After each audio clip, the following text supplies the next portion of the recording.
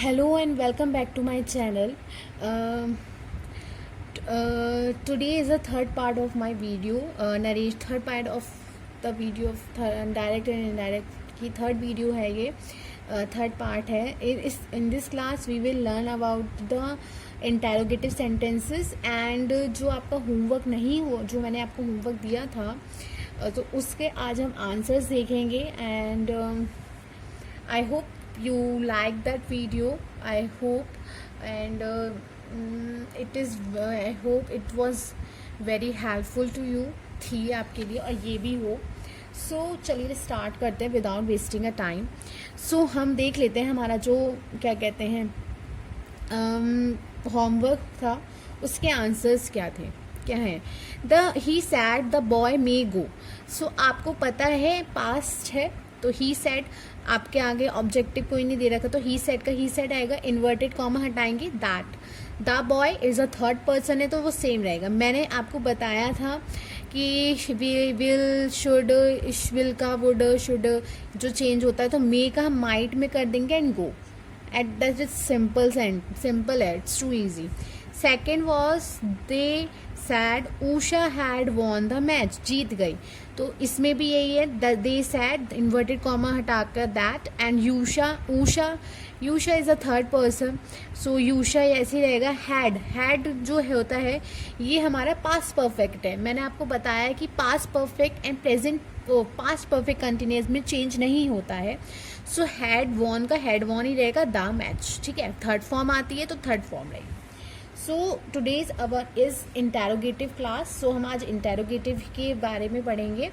ठीक है, interrogative sentences क्या होते हैं वो पढ़ेंगे, जिसमें आपको प्रश्न का बोध हो, यानी कि आपके प्रश्न के बारे में जाना जाए. उसके हम रूल्स देखते हैं. फर्स्ट रूल क्या है कि अगर आर बी सेट टू हो तो उसको आस्क्ड या इंक्वायर्ड ऑफ में चेंज कर देते हैं. ठीक है, आर बी क्या हो यानी कि रिपोर्टिंग स्पीच में क्या हो, अगर सैड हो तो सैड टू को हम किस में चेंज कर देंगे, आस्क्ड या इंक्वायर्ड में चेंज कर देंगे. इन्वर्टेड कॉमा को हटाकर इफ या वेदर का यूज करते हैं. यहाँ पे हम दैट का यूज नहीं करेंगे. या तो आप इफ का यूज करिए या तो आप वेदर का यूज करिए, इट्स योर चॉइस. अगर reporting speech what, who, which, whom, whose, when, where, why, how, etcetera question word से शुरू हो तो जो इंटेरोगेटिव सेंटेंस है, IS मतलब इंटेरोगेटिव सेंटेंस में कोई कनेक्टिव यूज नहीं होगा. कनेक्टिव मतलब यानी कि इफ और वेदर का यूज आप नहीं करेंगे. ठीक है, यहाँ पे अगर इनसे क्वेश्चन वर्ड से अगर स्टार्ट हो रहा है इंटेरोगेटिव सेंटेंस तो हम कोई भी कनेक्टिव वर्ड यूज नहीं करेंगे. कनेक्टेड. ठीक है, आई होप इतना आपको ये रूल्स पता हो, याद हो गए होंगे. अब हम सेंटेंसेस देख लेते हैं इंटेरोगेटिव के. सो फर्स्ट लिखा है Hari said to me are you reading a book. कि हरी ने कहा कि तुम एक बुक पढ़ रहे हो, कि तुम बुक पढ़ रहे हो, are you reading a book. तो देखो ये आपको पता चल रहा है इंटेरोगेटिव सेंटेंस है. ठीक है, सो हरी सैड टू का मैंने आपको बताया था आस्क्ड में चेंज हो जाएगा मी, और इन्वर्टेड कॉमा हटा के हम क्या लगाएंगे, इफ. ठीक है, इफ यू जो होता है आपके ऑब्जेक्ट से चेंज होता है. ये आप सभी को पता है कि यू जो होगा वो ऑब्जेक्ट से जाके चेंज होगा, राइट. तो यू का मी का क्या हो जाएगा, आई. आर ये प्रेजेंट कंटिन्यूअस है, प्रेजेंट कंटिन्यूअस को हम पास्ट कंटिन्यूअस में चेंज करते हैं तो वॉज रीडिंग ए बुक. ठीक है, ये हो जाएगा. आई होप ये वाला आपको समझ में आया हो रूल, कि इस रूल में क्या आना है ना. सो सेकंड वाला देख लेते हैं. सेकंड क्या लिखा है, she said to me do you know Sohan. कि उसने कहा कि तुम सोहन को जानती हो, क्या तुम सोहन को जानती हो. तो सेड टू का क्या हो जाएगा, आस्क्ड हो जाएगा. ठीक है, इफ इन्वर्टेड कॉमा हटा के हम इफ लिखेंगे, यू वापस चेंज होगा सेकंड वाले ऑब्जेक्टिव से तो ये आई आ जाएगा. और ये प्रेजेंट इंडेफिनिट है तो प्रेजेंट इंडेफिनिट जो चेंज होता है वो पास्ट इंडेफिनिट से चेंज होता है. तो नो की सेकंड फॉर्म जो होगी वो न्यू होती है. ठीक है, सोहन. थर्ड देखते हैं, father said to me do you not obey me. क्या, ठीक है, फादर आस्क्ड मी इफ अब देखो यहाँ क्या लिखा है, do you not, do not, not आ रहा है ना, तो यहाँ पे पहले क्या हो जाएगा, वही चेंज कर देंगे हम इसको। So I did not, do not का क्या हो जाएगा, डिड नॉट ओबे हिम, ठीक है। तो डिड नॉट के साथ हम फर्स्ट फॉर्म लगाते हैं। He said to me where are you going, कि तुम कहाँ जा रहे हो। ही सैड मी वेयर, देखो यहाँ पे हमने पढ़ा था ना, जब हम क्वेश्चन वर्ड यूज करते हैं तो कनेक्टिव यूज नहीं करते, कनेक्टिव यानी कि इफ, हम कनेक्टिव यूज नहीं करते, यही एक कनेक्टिव की तरह वर्क करते हैं। सो वेयर, यू का चेंज होगा आई, आर हो जाएगा वॉज गोइंग, यहाँ पे प्रेजेंट कंटिन्यूस का पास्ट कंटिन्यूस हो गया। अब ये देखिए, ये आपके लिए कुछ होमवर्क है, ये आपको इसके इंटेरोगेटिव का आंसर देना है, इंटेरोगेटिव बनाना है, यानी इंटेरोगेटिव है, इनका इनडायरेक्ट फॉर्म बनाना है। She said to me why have you disturb me, and second है he said to me did you do this work. Next type हम पढ़ने वाले हैं, next type of our sentences, it is imperative sentences. imperative sentence का मतलब होता है किसी को एडवाइस देना, ऑर्डर देना, रिक्वेस्ट करना, ठीक है। सो रूल देख लेते हैं। जो रिपोर्टिंग वर्ब होती है, सैड को हम किस में चेंज करते हैं, we change said into order, advice and requested according to the sentence requirement, ठीक है। रिपोर्टिंग वर्ब के रिपोर्टिंग स्पीच के वर्ब के पहले हम क्या लगाएंगे, टू लगाएंगे, और नेगेटिव होगा तो हम नॉट टू का यूज करेंगे। जैसे he said to his father what work hard, sorry, he said to his father work hard.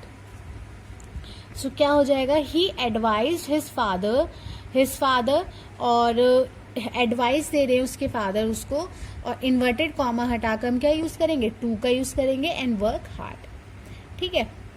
Third rule है, अगर रिपोर्टिंग वर्ब को हम फॉरवर्ड में चेंज कर देंगे जब हमें रिपोर्टिंग स्पीच में डू नॉट दिया हो, ठीक है। अगर डू नॉट है तो हम रिपोर्टिंग स्पीच में फॉरवर्ड होगा, और डू नॉट होगा हटाकर हम टू का यूज करेंगे।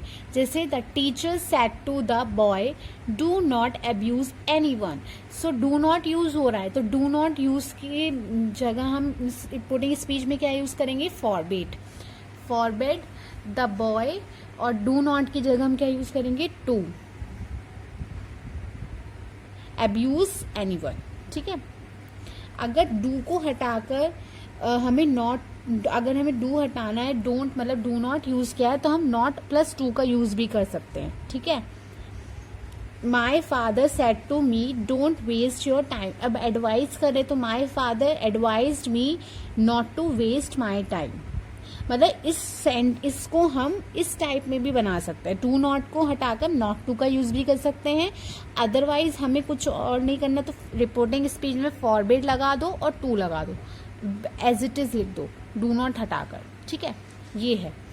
अगर एक नोट है, अगर नेवर है तो रिपोर्टिंग स्पीच में अगर नेवर है तो नेवर प्लस टू लिखेंगे, एज इट इज सेंटेंस बना देंगे। जैसे इसमें दे रखा है, the teacher said to the student never waste your time, कभी अपना टाइम वेस्ट मत करना। तो द टीचर एडवाइस कर रही है स्टूडेंट्स को नेवर टू वेस्ट, तो नेवर है तो नेवर टू वेस्ट का यूज करेंगे हम, never to waste your time, okay. देखिए एक कुछ एग्जाम्पल्स के अकॉर्डिंग हम समझेंगे। ये आपको क्वेश्चन वर्ड लग रहा है, आपको इंटेरोगेटिव लग रहा है ना, पर ये इंटेरोगेटिव नहीं है। अब आपको पता चल जाएगा कैसे। He said could I use your phone, so could I use your phone, ये आपसे परमिशन ले रहा है, आपसे रिक्वेस्ट कर रहा है। ये इम्पेरेटिव सेंटेंस है, ना कि इंटेरोगेटिव सेंटेंस है। इसका सेंटेंस फॉर्म देख के आपको ऐसा लगेगा कि ये इंटेरोगेटिव है, बट नहीं, ये इंटेरोगेटिव नहीं है। ये जो है ये आपका इम्पेरेटिव सेंटेंस है। तो ही सैड रिक्वेस्ट कर रहा है, तो he requested me to, could को हम हटा देंगे तो इसको हम ऑब्वियसली इम्पेरेटिव में चेंज सिंपल बनाएंगे। कुड टू हटाएं, टू यूज योर फोन, ठीक है। सेकंड है, would you please give me your pen, he said to me, तो he requested me to give, ये सब हट जाएगा, गिव मी योर पेन, ठीक है। सो एक ये है। और अब हम पढ़ेंगे लेट वाले सेंटेंसेस हम पर समझेंगे कैसे उसको चेंज किया जाता है। जैसे प्रपोजल है, यानी कि आपको प्रपोजल का मतलब हो गया आपको सजेस्ट करना है, प्रपोज करना है कोई चीज़, ठीक है, एडवाइस में देनी है।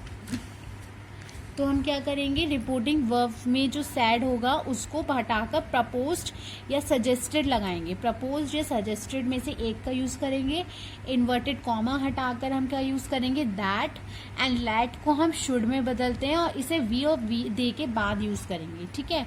ये इसका रूल है। अगर आपको प्रपोज्ड या सजेस्टेड मतलब प्रपोजल दिया गया है, सो लैट को हटाकर, इस लैट को हटाकर किस में चेंज कर देंगे, शुड में चेंज कर देंगे। So Hari propose that they should play a match, कि उन्हें एक मैच खेलना चाहिए। They should play a match. Second देख लेते हैं, he said let us work hard, कि हमें वर्क हार्ड करना चाहिए, हार्ड वर्क करना चाहिए। सो ही सजेस्टेड, उसने एक एडवाइस दी, प्रपोज किया, दैट, इन्वर्टेड कॉमा हटाकर हम दैट, और मैंने बताया था वी या दे का यूज करेंगे, तो वी शुड वर्क हार्ड, ठीक है। इतना आई होप आपको ये समझ में आया हो।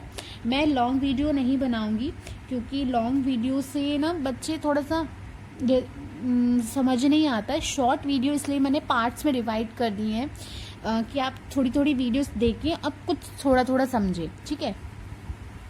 सेकंड रूल देख लेते हैं, रिक्वेस्ट।